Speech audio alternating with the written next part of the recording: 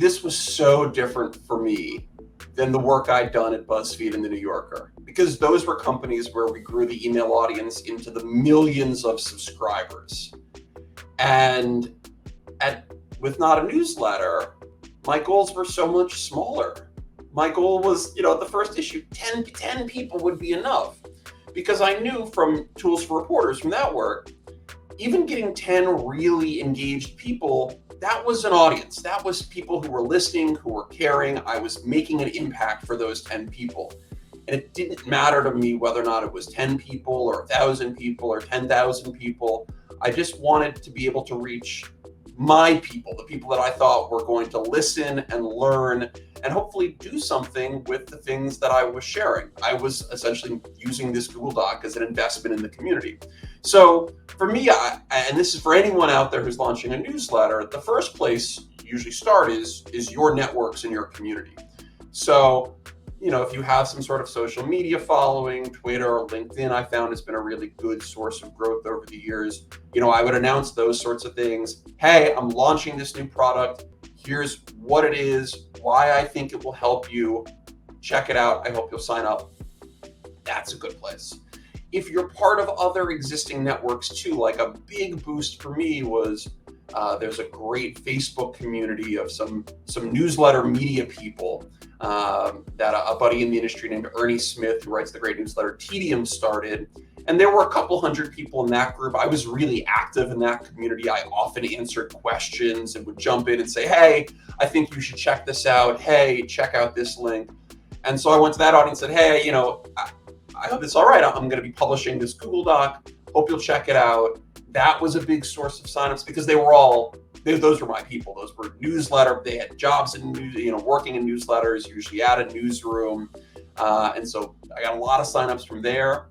And then the big thing after that was making sure that there were calls to action in all of the different newsletters, all of the different Google Docs, the top or the bottom, that said, hey, if you're new to this, want to be alerted when I publish the next one, click here, you can sign up, and sent them to a landing page. And from there, a lot of the growth in the next year was word of mouth. People would discover it, they'd pass it along to their friends. I had a buddy who worked at a big media organization here in New York who said, who confessed that at the middle of the month when I would publish the Google Doc, they'd be at the office. This was 2019. People were still really at offices at this point here in New York in a slightly different way. And someone would jump, when it came out, someone would jump into the Slack room that the audience development team had built and they would just say, it's here, and then just drop the link. And it was like, oh, that's good. That's what I'm going for. It was when I was launching, every time I'd launch a new issue, for some folks, it was a little bit of an event. All this stuff is going to be here. Dan has curated all these links. Maybe a few new ideas we're going to be able to learn from. Yeah, that's what I was going for. And so word of mouth was really, really crucial. Now, over time, other things started to, come on board and help. I started to utilize things like I mentioned earlier. I have that list of 25 ways to grow your email list. That's been a really good lead magnet for me. Not a traditional sort of lead magnet where you maybe go to a website, enter your contact information, click a button, and then say, hey, download this lead magnet, and I'll add you to my email list. There, I just have a couple slides at the start and finish that say, hey, if you're getting this, briefly to introduce myself, I'm Dan. I put this together. I write this thing every single month. Check it out. You can sign up here. And that has been a really good source of signups over the years. I built traditional sorts of lead magnets where I would give a talk or do a webinar at the end, something like this. At the end, the host would often say, hey, Dan, is there anything else you want to shout out or mention? I'd say, hey, I'm going to drop something in the chat. I built this checklist that you can sign up for. You go to a Google form, enter your information, check the box if you want to sign up for the newsletter. Or I'd promote some sort of new project or thing that I was working on. So webinars, podcast interviews became a good source of signups for me. But over the years, really up until the last couple of months, the biggest source of signups were social media, groups that I was part of that I would post in or share links to, and word of mouth. Those were the really three big ones. I got very lucky in that, when someone would get a job in this space, they would often ask their friends, is there anything I should read? Is there anything I should check out? And if their friend was plugged into the email space, they might go, oh, there's this guy and he writes this really long Google Doc about email, and it's kind of weird, but you should check it out. I'm putting words in their mouth, obviously, but that was the idea. It was a little bit different. It was a little bit strange. I think the fact that it was part of the reason I called it not a newsletter is it's not a newsletter. It is a Google Doc.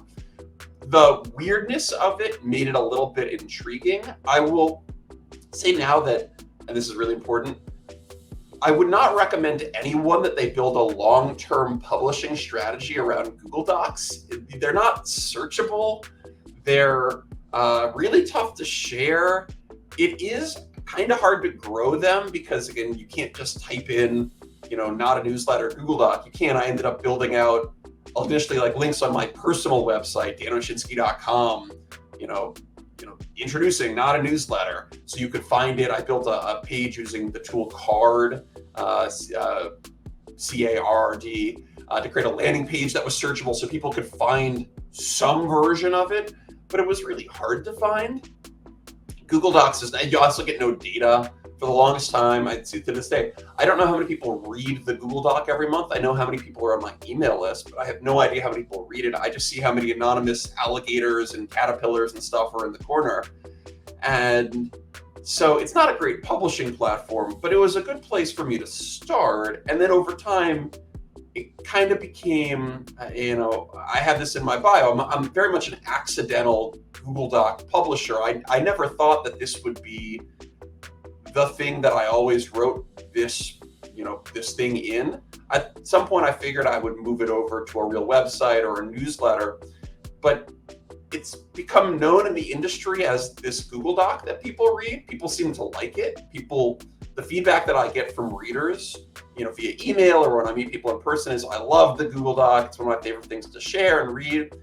And so there's something that's kind of special and weird and unique about it. So I never expected, I just launched it on Google Docs because it was a good way to start. It was easy, it was free, it let me prove out the concept, I got the response that I wanted.